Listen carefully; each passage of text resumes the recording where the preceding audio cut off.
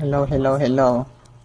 So, mao din ni ay good day di ay mao din ni ang among login form sa among system which is daily rice inventory system.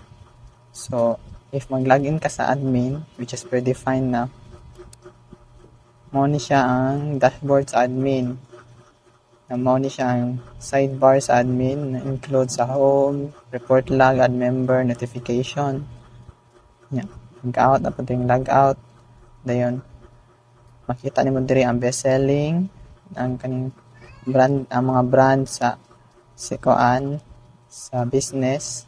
Then if mag-add kag new brand, naray add new, mo ni siya ang update niya, ang kaning green, yang kaning red kay delete na siya. So anita sa report log. Mosulod diri sa report log kay mo ni siyang gi-submit sa trabahante sa admin which is ang member na siya na account ani nga system nya ang sud aning branch sa kaning kuan report nga log kay mo ni ang daily inventory na kuan report din back na to home ta ani na punta sa add member na po ni add member amo if nanay mo apply bag-oy adra sa kuan admin siya rang magdala ana siya rang mo add sa iyang member or sa iyang bagong trabahador na diri add new ating update delete na siya so back ta sa home ano na punta sa notification. By the way, kaniting home mo din siya home. Kani mo rin siya ang dashboard ng home. Then sa notification, then notify na ni-submit ang kanang member sa kanang adlaw.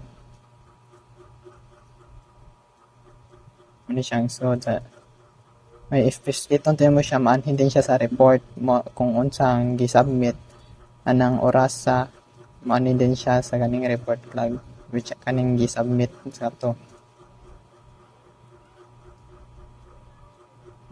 Back. May mo ato na log out ta kay ato na punta sa kuan.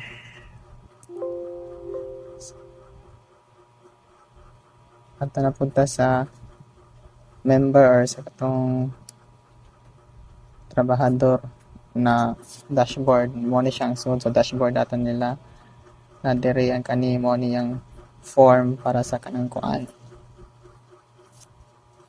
sa inventory and diri new and diri submit yan. Diri magbutang na sila mga information mga data sa kanailang kuan then history ang history na na-send sila na-submit sila sa ilahang report then na log out so maora na ito maora ni ang among system about wap din ni na update na mo na pamanday tigi pagkuan si ma'am pero kanisa kanito ang among kuan